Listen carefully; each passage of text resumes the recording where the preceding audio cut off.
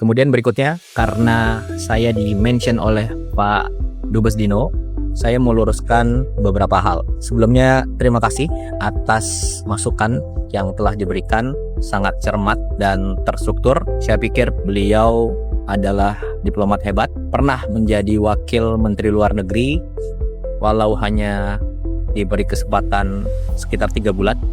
Jadi yang pertama, masalah biaya bila keluar negeri. Ini sudah dijelaskan beberapa kali.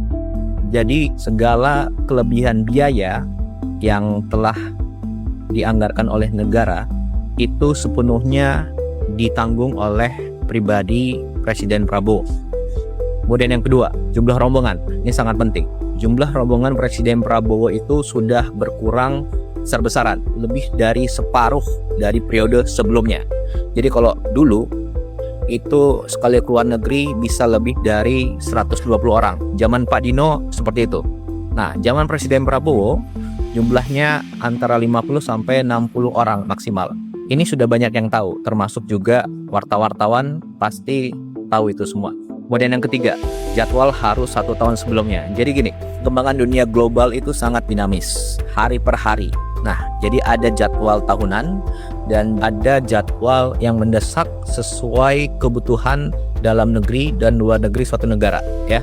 Kemudian yang keempat, masalah protokoler dan frekuensi keluar negeri dalam 1,5 tahun terakhir. Jadi Presiden Prabowo itu adalah presiden baru yang mulai menjabat saat dunia sedang krisis. Sebelumnya ada konflik di Ukraina, ada di Venezuela, kemudian sekarang ada di Iran dan Timur Tengah, itu terlibat Saudi, Qatar, Bahrain, UAE dan lain sebagainya, ya.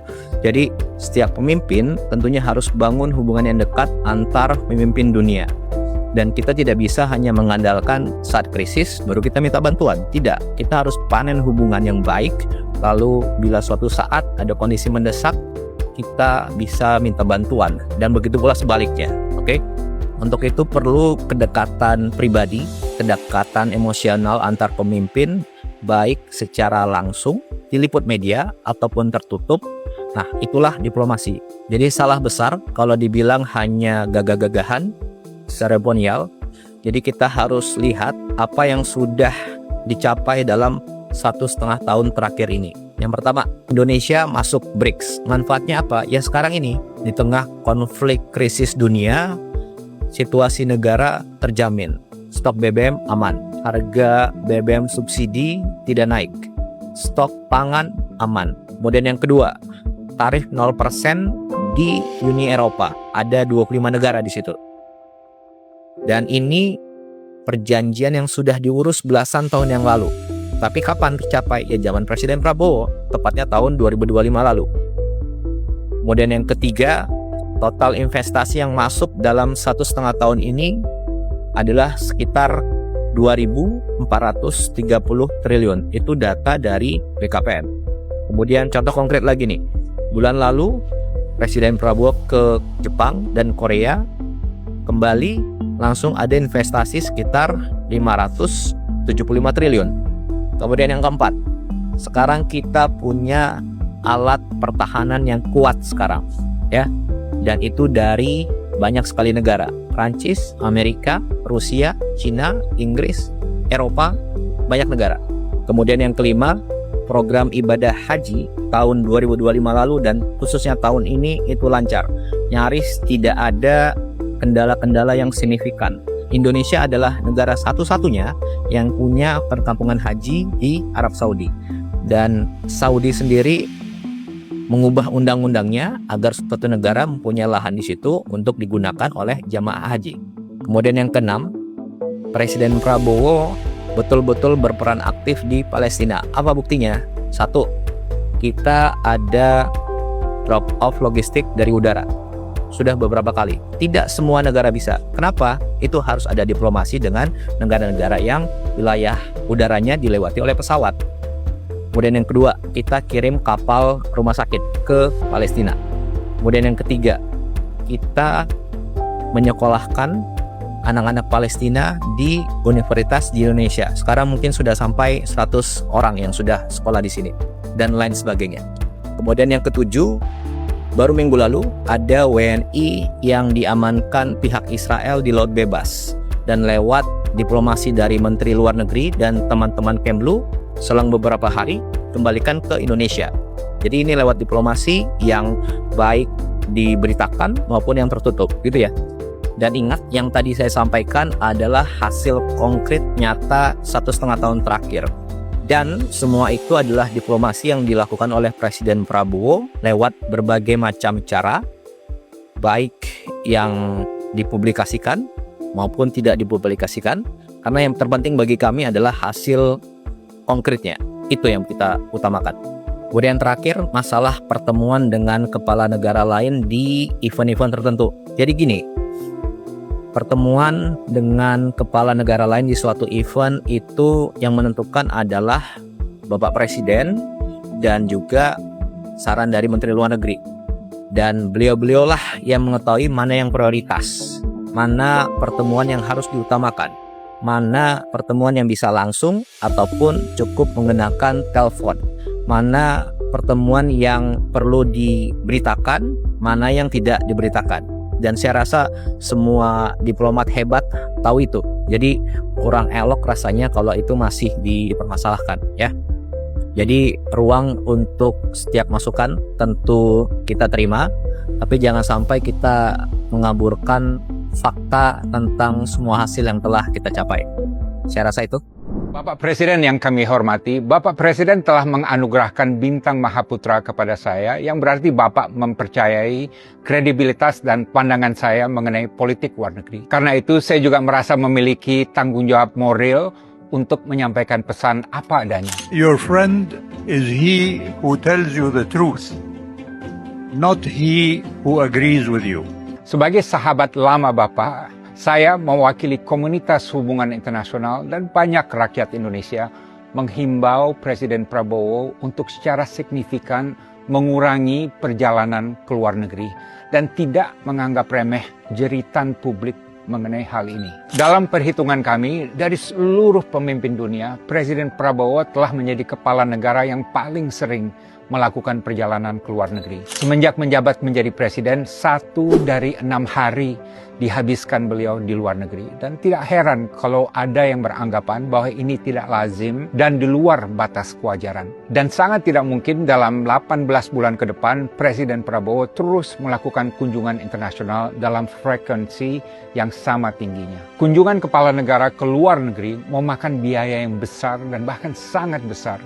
Ini termasuk biaya rombongan tim pendahulu, biaya pesawat, biaya hotel, biaya logistik, biaya konsumsi, biaya protokoler dan pengamanan, biaya uang harian untuk seluruh delegasi dan perangkat pendamping, dan berbagai biaya lainnya. Satu perjalanan ke luar negeri bisa keluar puluhan, bahkan ratusan miliar. Karena itu saya ada 5 saran. Pertama, untuk menjaga komunikasi dengan pemimpin dunia lain, kami menyarankan Presiden Prabowo lebih mengandalkan video call atau Zoom call atau telepon. Pengalaman saya, suatu kunjungan bilateral biasanya hanya berpusat pada satu pembicaraan yang berlangsung selama 1 jam atau paling banter 2 jam. Dan selebihnya basa-basi, jamuan, dan seremonial yang biasanya tidak perlu.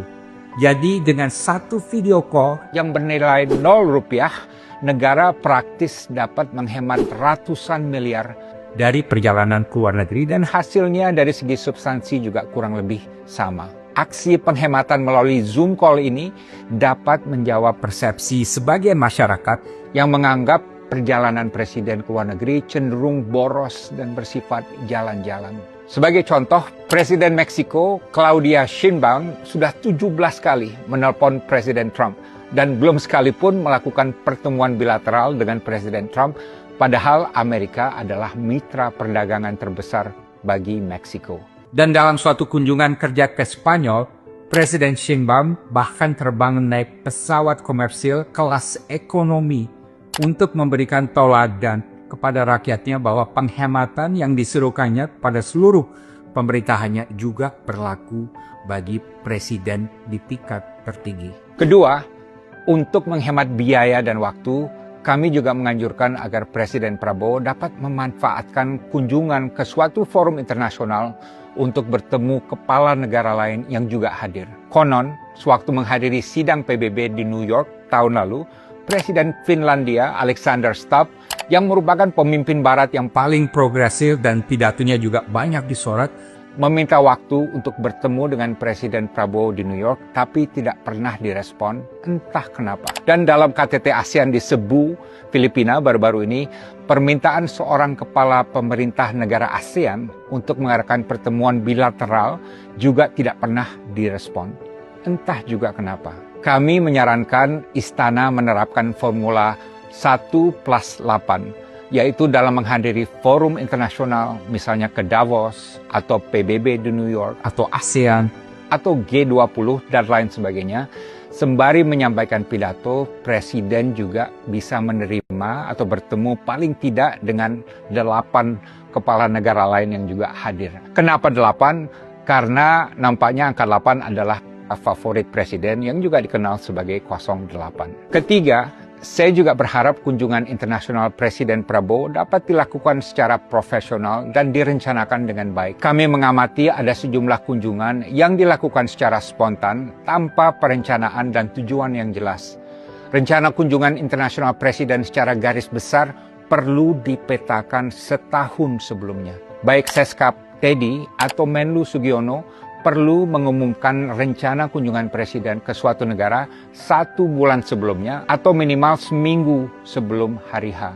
Dan diumumkan juga bersamaan dengan negara yang akan dikunjungi. Kunjungan Presiden ke Pakistan dan Rusia sewaktu bencana banjir Sumatera misalnya dilakukan tanpa ada informasi apapun kepada publik sebelum berangkat. Perlu pula diterapkan asas akuntabilitas dan transparansi, karena cukup sering publik tidak tahu Presiden ada di mana di luar negeri. Keempat, saya juga menganjurkan untuk 1 tahun ke depan Presiden Prabowo lebih banyak menerima tamu negara di tanah air ketimbang melakukan perjalanan ke luar negeri. Inilah yang dilakukan Presiden Tiongkok Xi Jinping yang jauh lebih banyak menerima tamu negara di Beijing ketimbang bepergian ke luar negeri. Kelima, saya juga mengusulkan agar ke depan sebagian besar misi diplomatik yang bersifat taktis dapat dioper ke Menlu Sugiono. Ini juga akan menghemat biaya karena biaya perjalanan Menlu mungkin hanya didampingi oleh 3 orang staf akan jauh lebih hemat dari biaya perjalanan Presiden dan hasilnya dari segi substansi juga kurang lebih akan sama. Namun di sini Menlu Sugiono harus melepaskan diri sebagai bagian dari entourage Presiden yang harus selalu berada di samping Presiden. Ingat, Menlu Hasan Wirayuda, Martina Talagawa, dan Retno Marsudi semuanya tidak pernah menempatkan diri sebagai bagian dari entourage Presiden dan mereka fokus total untuk menangani politik luar negeri. Apa yang saya katakan di sini adalah penyampaian perasaan kebanyakan rakyat yang murni dari nurani mereka. Silakan cek. Dalam suasana yang serba prihatin dan was-was akibat gejolak dunia, rakyat Indonesia tidak lagi terpukau dengan kemegahan protokoler dalam dunia diplomasi. Saya yakin sekali ini. Rakyat mengharapkan pemimpin mereka bisa menunjukkan kepekaan dan kepatutan dalam melakukan perjalanan ke luar negeri. Saya Dino Patijala, speak truth to power, speak truth to the people, wisdom without fear.